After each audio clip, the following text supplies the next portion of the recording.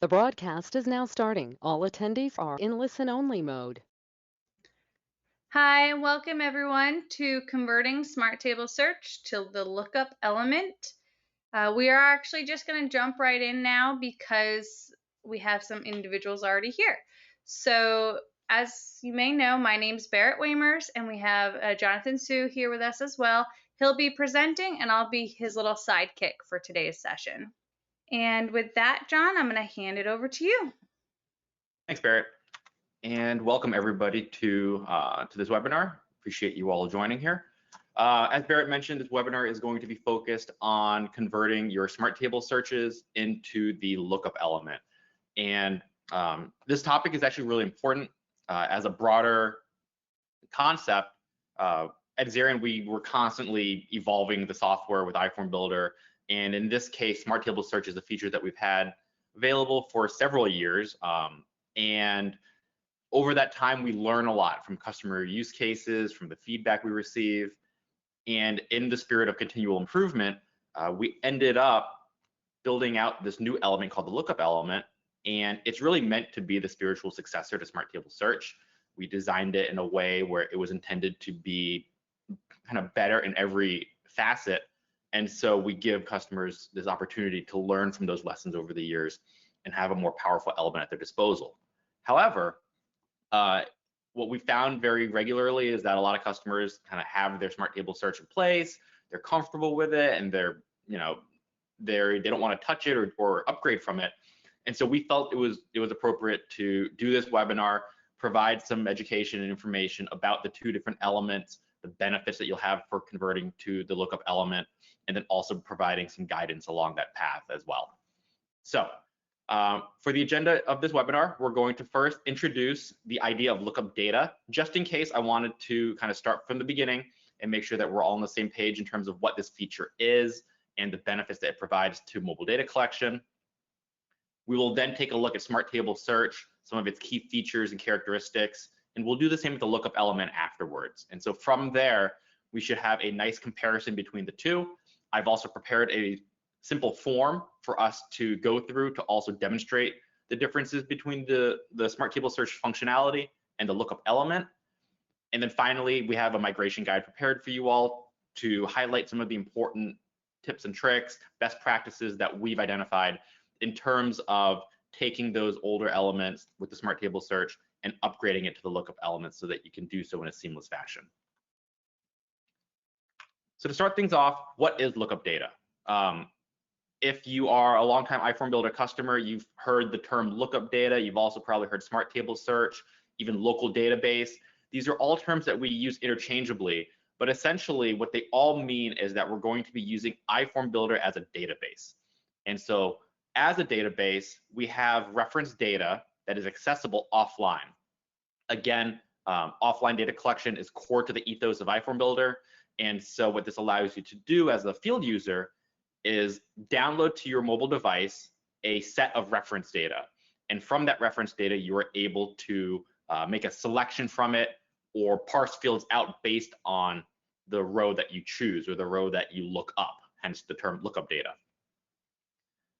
This process is very straightforward. What you do in order to set up a smart table search or a lookup element is first create the lookup table itself. And so this is a separate form where you'll add elements just like normal. Generally speaking, when you set up a form that's only intended for lookup, we commonly see the forms being all text elements or all read-only elements. Sometimes they'll use the specific data type, but generally speaking, it's not as important. The most important thing is that you have the fields that you want to include in your lookup element and for your smart table search. Once you set up the form, the next thing you're going to do is populate it with reference data. And so generally that is done through a CSV upload. Less commonly, sometimes we'll see users populate the lookup table data from another form actually. So you'll have an integration where you have a data collection form that feeds into the lookup data. We see those in some more intermediate to advanced use cases.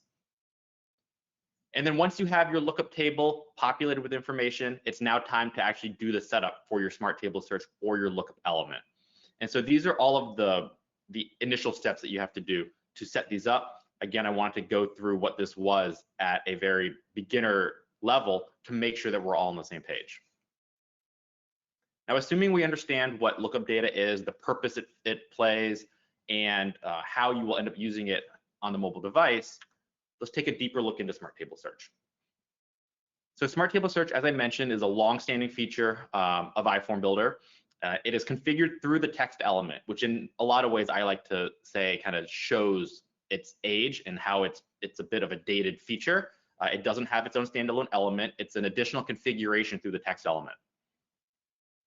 In terms of the actual mobile data side, when you're filling out your form, you're going to specify one column for either an exact match or a pick list selection. So in its infancy, Smart Table Search required an exact text match. So users would either type in, for example, an ID number, or what they could do is scan a barcode that would parse into the text element.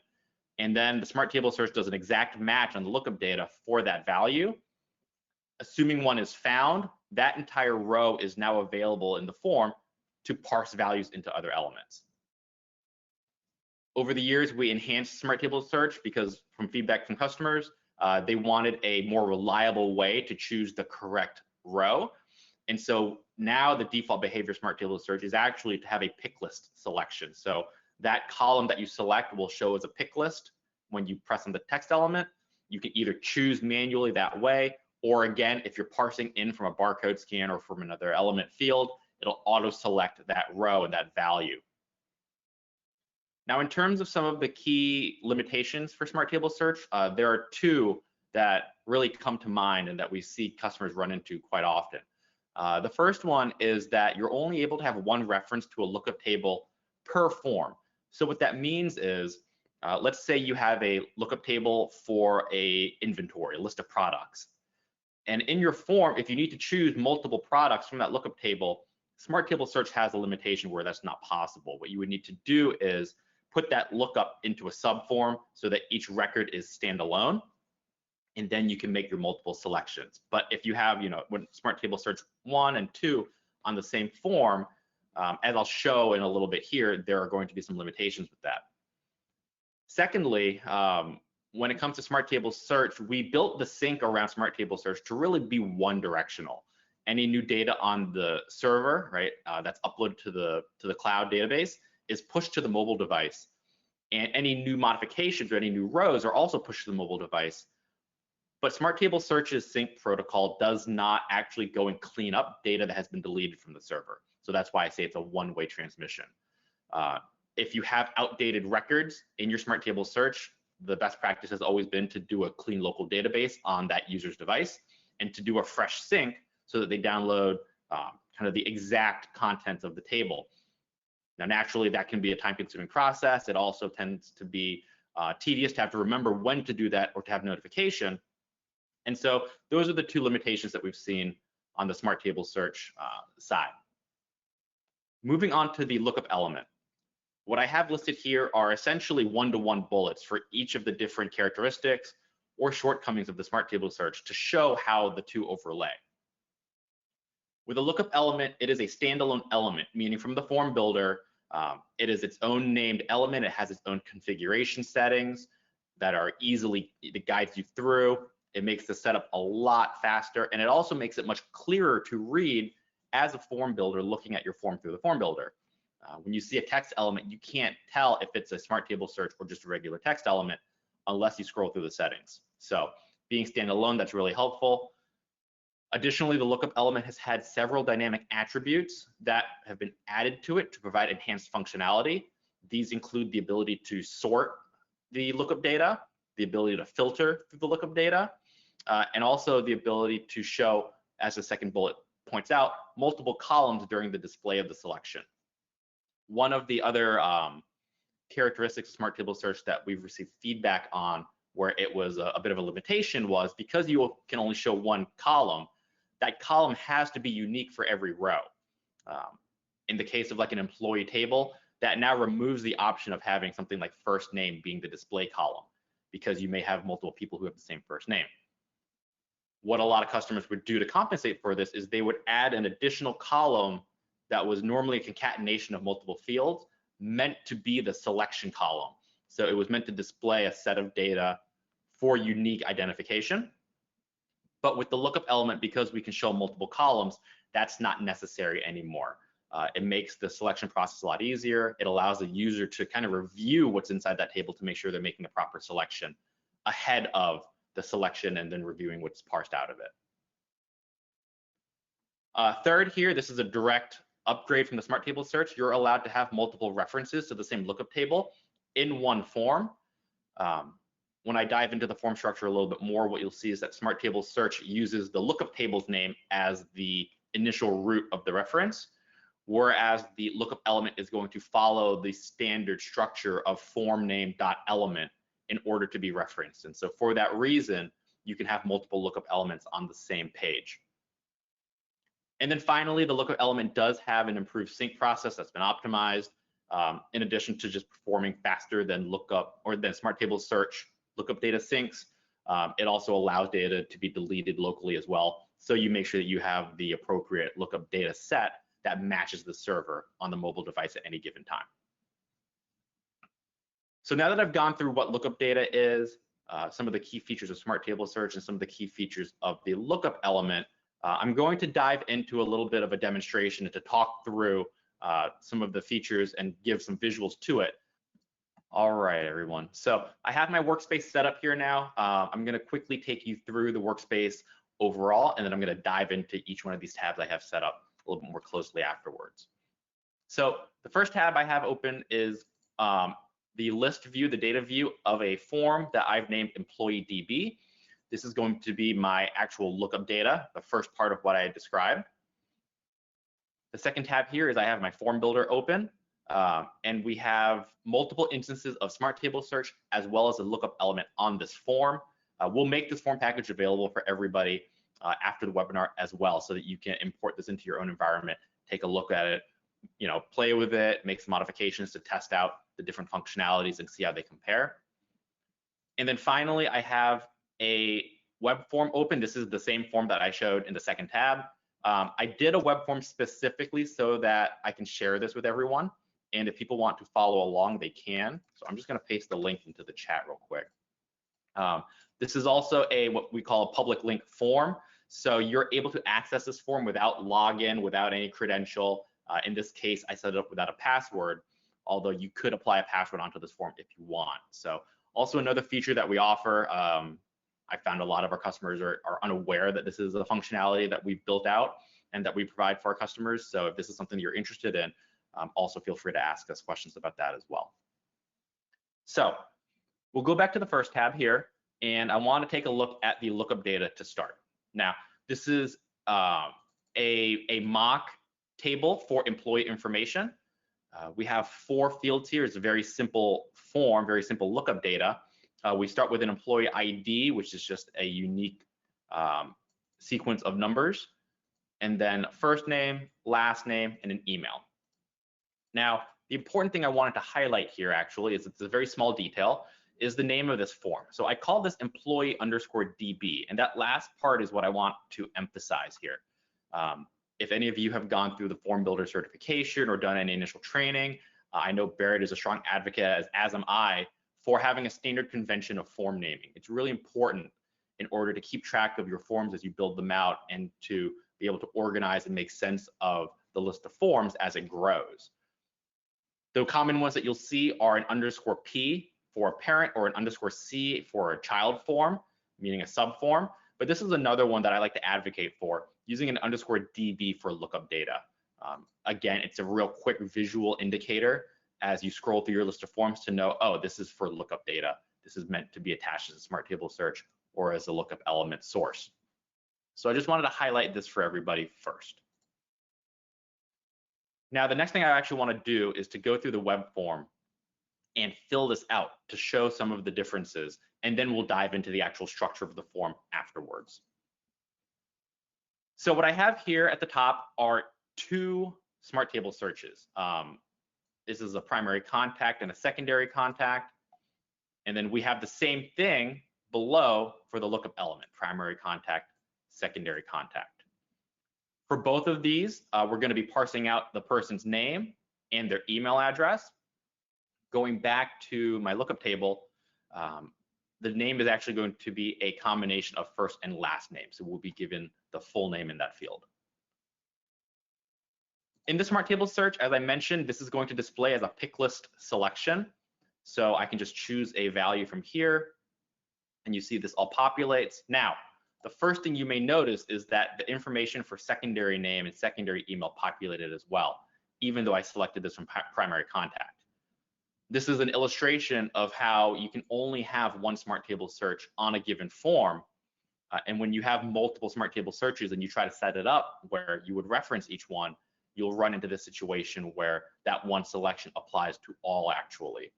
And in fact, when I make the choice for my second selection, what you'll notice is this will overwrite down here as well as up here. So clearly there is a data integrity challenge when you have multiple Smart Table Searches in a form.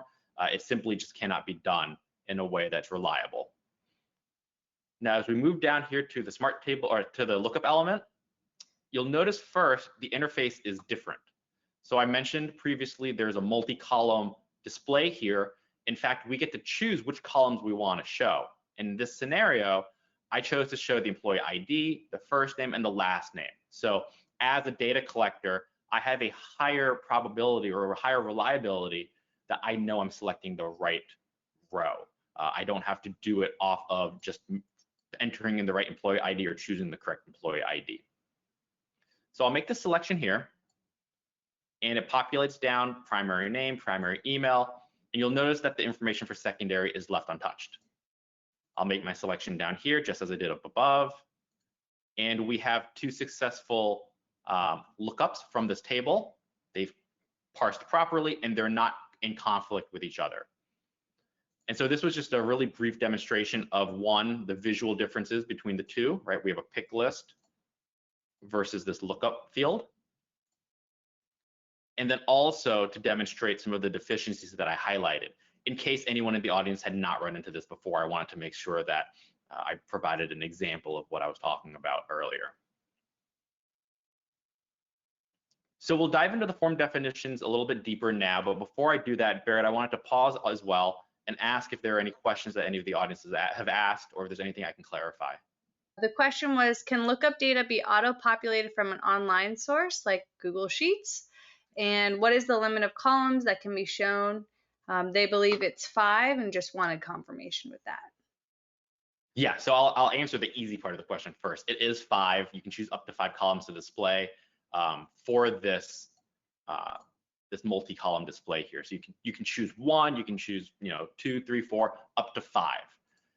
As far as the data being sourced from an external data set, something like Google Sheets or SQL Server, the short answer is yes, it's possible. The longer answer is that the two are not explicitly linked together. And so myself and other members on the customer success team, and we've had customers build these out as well, we've built integrations where when you have a data source, whether it's Google Sheets, SQL Server, or any other data source, whenever those are changed, those changes are pushed to iFormBuilder. And so effectively what you get is any changes on the data source get applied to the lookup table and updated right away. And so the two are, as I mentioned, not explicitly linked, but setting up an integration where the data flows and then we are able to intelligently make the correct decisions on the iForm data set. Those have been set up and those are possible. So if it's something that you'd like more information on, or to kind of talk through what is involved, I'd be happy to do that on an offline, one-on-one basis. Great, and that's it for now. Awesome. All right, so let's go ahead and take a deeper look into the Smart Table Search to start, and then we're going to jump down into the Lookup Element second. So the first thing is because the elements were essentially repeats of each other, I did add a _STS for the Smart Table Search just to differentiate them. If you were unaware, the element name has to be unique within an entire form, and so I had to make sure that primary contact for this was different than primary contact down here for the lookup element. Now, one of the first things I mentioned with Smart Table Search is that it is built within the text element, as you can see here, and it is an additional configuration. So as I scroll down the right-hand side here, you'll notice for Smart Table Search, I have a table name, So I have a table that I've selected, and then a column that I choose to display or to do the lookup from. And so this right here, as you can tell, is the lookup table, and then the single column that you'll see, whether it's in a pick list style or in an exact text match. And if you're interested in doing an exact text match and not having the pick list functionality, you can set a reference ID to go back to the original behavior. Moving down to the primary name and primary email, I wanted to talk through how these values are parsed from the lookup element, or I'm sorry, from the smart table search. So with the smart table search, the root of the reference is actually the lookup table's name. So this form here is called example 3, as you can see down here in the footer, but the dynamic value actually references employee DB, the name of my lookup table here. From there, I do a dot. The dot is called the accessor operator. So I'm accessing a property or a field, or in this case, an element within that source. And the data column name is first name, similar reference for last name.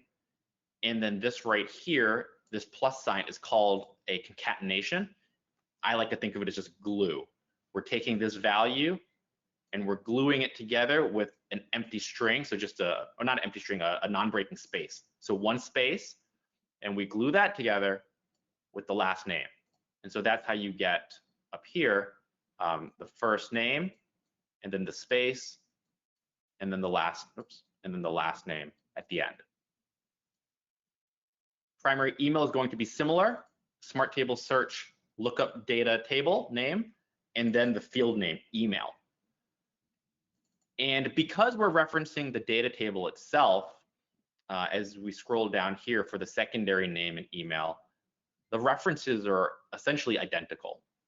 Even though we're on secondary name, I reference the lookup table, employee DB first name, employee DB last name, and employee DB email.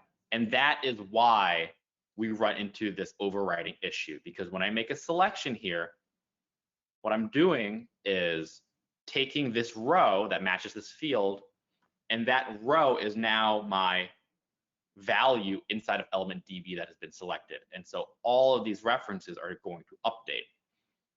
And then when I go here, I'm going to do the exact same thing, updating these, which seems correct, but then unfortunately, I picked the same person. But then also updating the ones that it shouldn't. And so in a lot of scenarios, you may have these fields hidden because the user doesn't need to actually enter them. And so you'll make your form more concise, and you may not realize that this issue has happened. And so this is why I want to really make sure I highlight this during the webinar. Moving on to the lookup element, as a standalone element, the interface is dramatically improved. So as I click here, what you'll notice is this looks the same, looks pretty similar. We choose a table for the lookup, but then we can specify the display columns. And so what I'm going to do is I'm going to clear this lookup, and I'll show you what this looks like. I choose assign column. I pick my lookup table, employee DB. And now I'm able to choose the columns that I want, and I can even rearrange them if I need to. Like, let's say I went ahead and clicked first name or last name before first name. I can either redo the clicks, or I can also update these sort orders. So this will show left to right, 0 to 2 in the lookup table. And then I just have to click assign. So this part of the configuration is, for the most part, the same. But then down here, you'll see there's a dynamic attributes section. And in this section, these are all of the attributes that are specific to the lookup element that you were able to set. And I wanted to do a brief overview of each one of these. So we'll start at the top, the dynamic attribute for max. This is going to set the limit for how many lookup records can be shown. Now, this doesn't limit the number of records that are downloaded to the device. You will still download the entire data set. However, if you have for example, I've seen customers use this for displaying the most recent visits to a site. So you choose the site, you get to see a summary of the history of each of the visits. Maybe you only want to show the most recent 3 visits, most recent 5 visits. There's no need to display the history for the last 4 years. You can set this limit here within the form definition, which is really nice.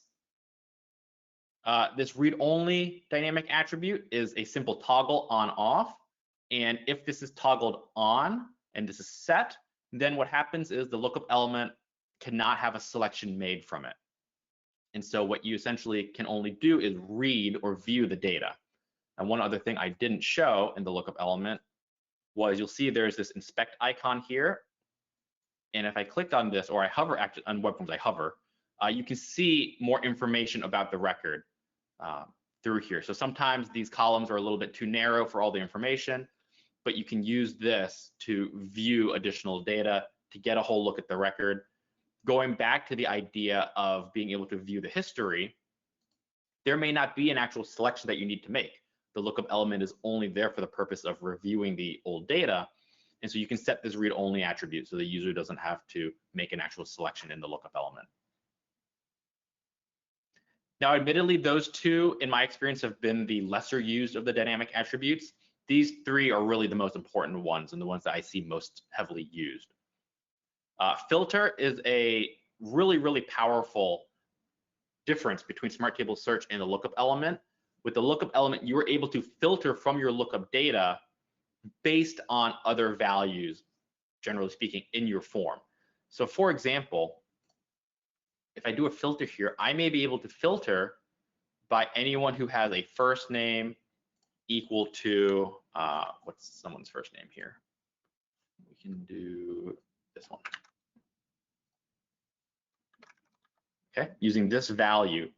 And so now only rows that match this criteria will be displayed in my lookup element. In fact, I'll go ahead and save this and reload the form so we can take a quick check.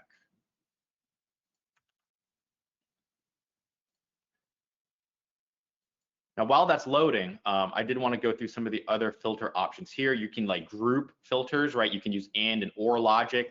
So you can create some complex filters with this. And the really nice part is that the filtering mechanism is built into the design of the form as opposed to being embedded within the data. I bring that up because an alternative use of the lookup element that we had not necessarily anticipated, but that we've seen gaining popularity is the lookup element has, in a lot of cases, actually supplanted segmented option lists as well. For those of you who may be unfamiliar, a segmented option list is an option list where, let's say you have 50 options in the list, you'll only show a subset of those options based on a previous selection or a previous value. And the problem with the segmented option list is the condition value has to be embedded within the data itself. Oftentimes those references can start to become a little bit longer, or it's difficult to manage, easy to mess up. But ultimately you have to maintain it every time you make an update to the data set. With the lookup element, the definition for filtering is in the form, not in the data itself. So the data can remain purely simple data, and my logic is built into the form instead. And so the two have been separated, and it makes it much easier to manage over the long time. Actually, I'll tell you what, before we move on, let's go ahead and take a quick look at this. I believe I did, yeah, primary contact. So now we should have this filtered. It's only going to show this one user. So I can make my selection here. Now for the second dynamic attribute, let's hop down to the secondary context so we can show this as well. For sorting, this is something that we've had several requests for, whether it's Smart Table Search or optionless actually. But this is going to allow you to sort based on a particular column if you would like. So why did this not show anything? Let's refresh this page. So when you sort, when you choose sorting, you can either sort it ascending or descending. But what it's going to allow you to do is choose one of these columns to sort the information by. Let's try this one more time. Nothing is showing up. That, Barrett, might be a bug. Interesting. I'm going to do a quick check on the other one. Let's try our luck. I don't expect this to work in this scenario. Yeah. Interesting. We will have to report that. And unfortunately, I can't show this to everybody in the webinar now. But what this would allow you to do. Try refreshing the whole window. The whole thing? Yep. Give it a go.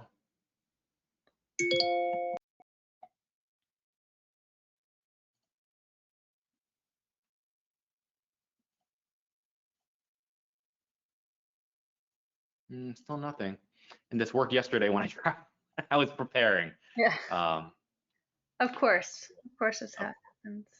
I apologize to everybody. We're not going to be able to show that, but I can talk through it. It's very straightforward. Simply, you're allowed to choose one or more columns to sort the information by. So, for example, in this lookup, if you wanted to sort by first name or by last name, it just makes it easier to find the data that you have inside of your lookup table. The use case that I found was pretty interesting that I wanted to share is we've had groups who use Lookup Element for work orders. So they'll say, hey, here are all the work orders that we need to fulfill, put it in the Lookup Element, and then the users are able to choose the ones that they're working on. And then it's set up where it's filtered by active, and then it's sorted by priority, so highest priority to lowest priority, so that as a field user, I don't have to scroll through and make a judgment call on which one to pick. I can just pick off the top of the list because I know it's the high priority work order to fulfill.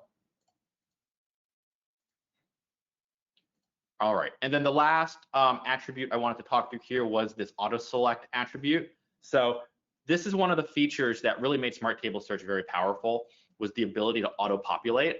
And so for Lookup Element, we made sure that we included this as well. Auto populate is a simple toggle on and off.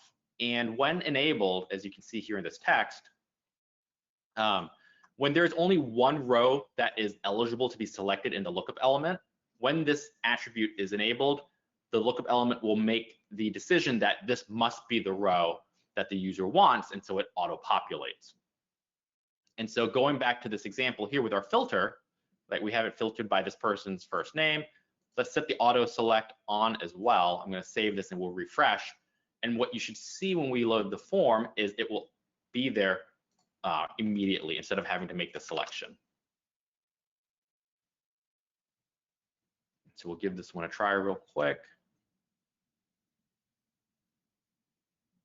And generally speaking, normally the filter criteria will be based off of another field. Yep, we can see here this loads right away. And so, like for example, let's say if we chose the primary contact here, we would auto select them down below here. Think about like an address lookup, right? So you have like your billing and your shipping address, something like that. So you can auto populate another lookup from a selection or from a value in your form. These two attributes tend to get used in tandem quite often, whereas the sort tends to be used as a standalone.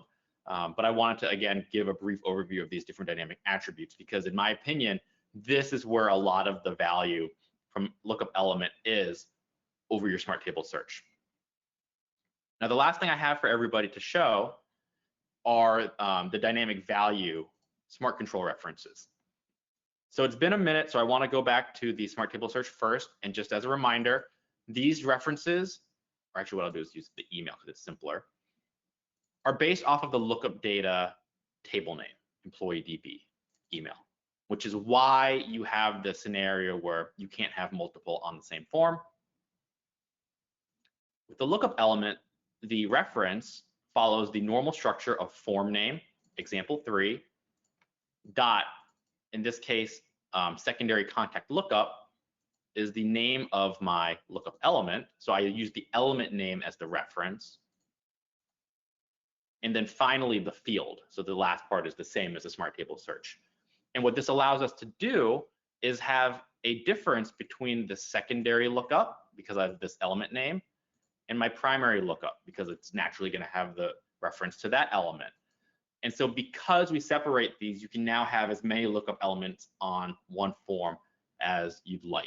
And in the past, I can tell you that we've had customers who needed to put these types of lookups in subforms specifically to allow multiple lookups from a table. It actually was an employee DB table. It was for inspection of different steps. You got to inspect the first stage, second stage, third stage, and those were all different people, but they were all being pulled from the same table. And so they had to use subforms for that. One of the first things we did when we released this element was we worked on refactoring that form and then we streamlined it tremendously. So now all of your forms are on a single level. It makes the data model simpler. It makes the data collection faster. It was all around a great win for that customer. So I wanted to share that story with everybody as well. With all of that, as a comparison to the two, the next thing we're going to do is move on to the quick migration checklist about how to convert to a lookup element. But before we do that, Barrett, I wanted to touch base with you again. Do you think I answered that question about the filter, and also if there are any other additional questions that were asked? Yeah, I think you got that answer for the filter. There was another question just about making use of the individual's username to automatically do the filter. I think you touched on that. Do you want to add any more details about how that can be done, or anything else you want to add? I can. Yeah, I'll go through it a little bit. Admittedly, this is a bit of a sneak preview for our webinar. The next webinar I'm going to be doing, which is specifically on using the lookup element to create additional properties or custom fields on iForm users. But what you can do here, let me go back to this one, is inside of the filter, we set this to a static string. A string is just text content. That's why there's quotes around this. But what we can also do is, for example, reference an element in the form. So I could do something like example 3 dot, first name, if there was a field for that. Or what I can also do is use our built-in function, iFormBuilder dot username. So I believe this is what the customer was referring to. You can use the built-in function for the username to match the row in the table with the auto select to automatically pull in additional information for that user. So key takeaway here is built-in functions are appropriate values in the field value here, as are static values, strings or numbers, as are other element references. Perfect. Thank you. You're welcome. All right. So now to the title of the webinar, right? How to convert to a lookup element. At the end of the day, converting to a lookup element, there's a lot of other considerations that you have to make. It's not as simple as just, I want to use a lookup element, which is admittedly why customers have some apprehension around this. You're talking about a production environment, you're talking about existing data, and you're talking about a new structure, new references. All these things can lead to having some anxiety around making these changes. However, I want to tell you that it's not as bad as it may seem. So I've put together a very simple migration checklist, and these are really best practices more than step-by-step instructions, because it's always going to vary depending on each customer's implementation of both the Smart Table Search and the lookup element. But in general, these are some rules that you'll want to follow. The first is you'll want to create a new element. Do not take your Smart Table Search and update the existing element. And I recommend this not because you have to worry about losing data. If the audience is aware, when you change your data type, that column is dropped and recreated, so you would have the data deleted. But in the case of a Smart Table Search, nothing is normally stored in that column. And generally speaking, the fields that are parsed from it are the more important ones anyways. So data loss is not as big of an issue here. It's actually more about being able to work through the stages of the migration one step at a time. And so by creating a new element, you're able to leave the old one in the form for the time being, and then eventually sunset that element. But by creating a new element, you have a new element name, the references are going to be entirely different. I feel like it just gives a clean slate. And so it's a recommendation that I'd like to make in terms of migrating to the lookup element. Once you make that new element, once it's all set up, as a intermediary step, again, I would recommend disabling the original element, the original Smart Table Search, that is. Disable it for a time. Again, give your users time to test. You'll not only want to test as the form builder, but you'll also want to make sure that your users have some time to test out the new element, get used to it, provide feedback. In the event there's some feedback that you need to reconcile by turning back the old element, the Smart Table Search, at least when it's disabled, you still have that option. Now, after a period where it's been disabled and your users have adopted the lookup element, then I think you can go through and potentially consider a deletion of that element. But I would recommend doing that in stages. So those first two migration checklists are going to kind of take care of the data loss, the changes to the flow and for the field user aspect of migrating. The third thing here is you're going to want to take advantage of any of the new functionalities that are in the lookup element. You'll want to set up your dynamic attributes, which include the sort, the filter, and the auto select. As I mentioned, those three are the most popular ones to be used. Specifically to emulate the behavior of Smart Table Search where it doesn't auto select, you'll need to make sure you use a combination of filter and auto select to achieve that behavior. But then also setting up the sort can be useful, and that's actually one of the things that we've received feedback on is field users really appreciate that the data is not scattered and all over the place and has some organization to it. It's a very subtle change, but from the feedback we've received, makes a big difference to the end user's experience. And then finally, the fourth step here is to update all the smart controls. So you're going to need to look for any references to the original Smart Table Search. And instead of referencing the Smart Table lookup, you're going to want to reference the lookup element itself. And so what that means is your entire reference will change.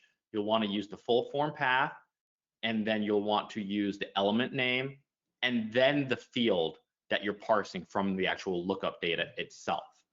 And again, having these steps in sequence is going to allow you to revert back to old if you need to at any point, but then it will also allow you to update your smart controls in an easier fashion because the reference is entirely new.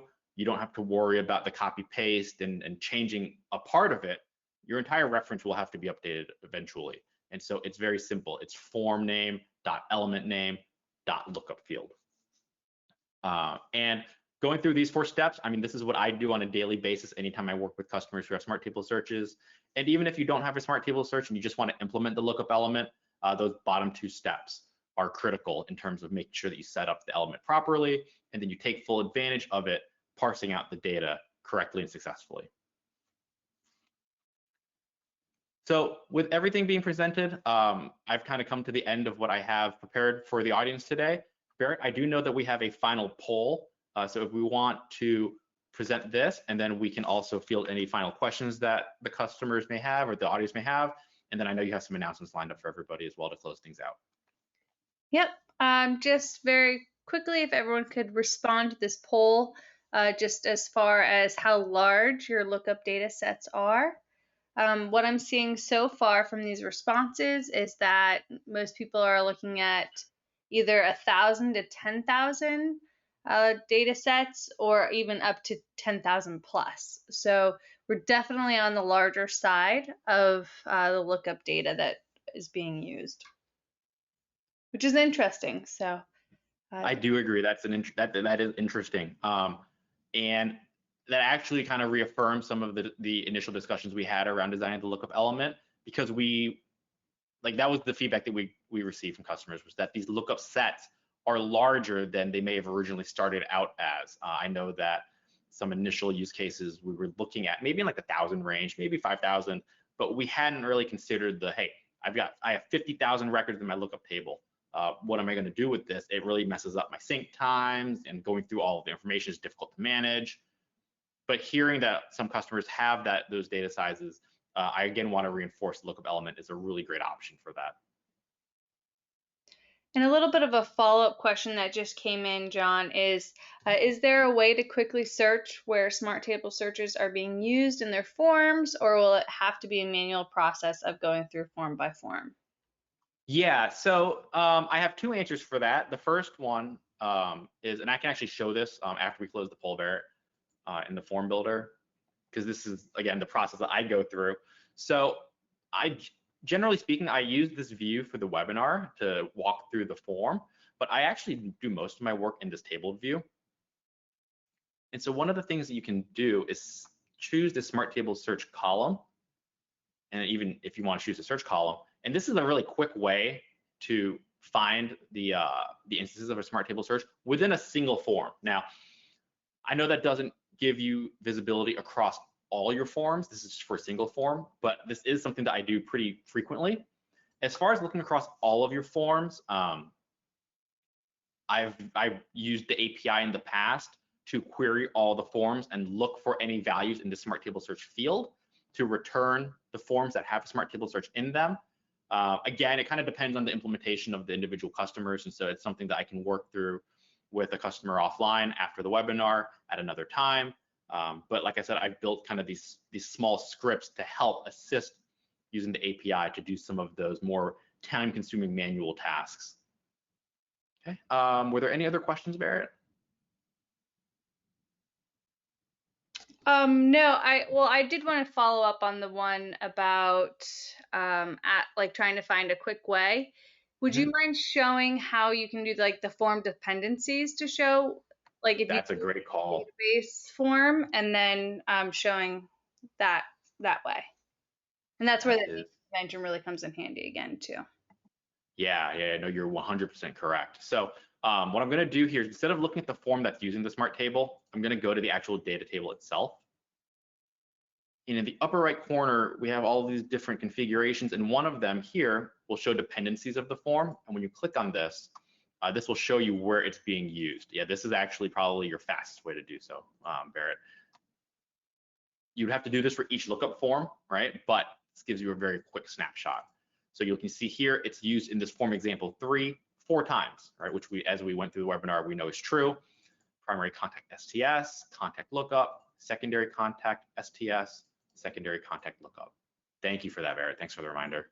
Yeah, no, that's how I do it. So just go to the database forms and then go from there, work backwards.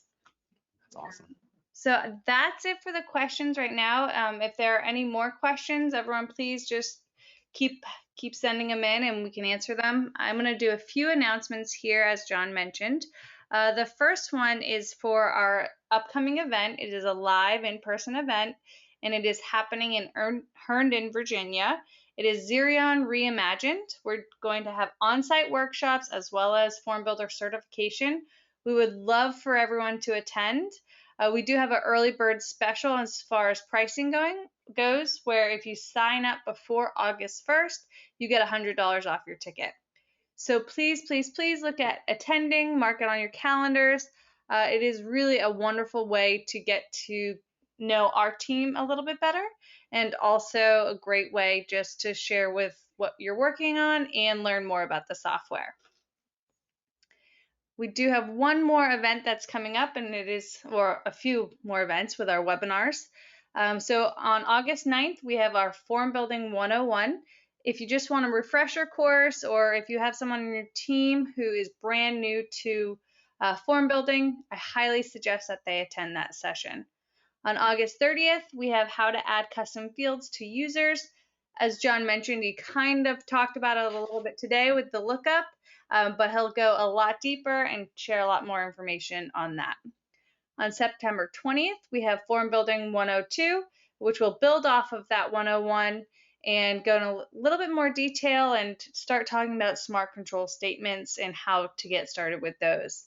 And then on October 4th, we have a public links webinar where we're going to show just different ways to start using public links if you haven't used them already, how to generate public link forms with data before you send them out. So just a lot more dynamic use of public links. And with that, John, I do want to say thank you for today's session. I think it's really helpful, and thank you all for attending and participating and asking questions. If there's ever anything our team can do, just please let us know. We are always here and ready to help. Awesome. Thanks so much, Barrett. Appreciate it, everyone.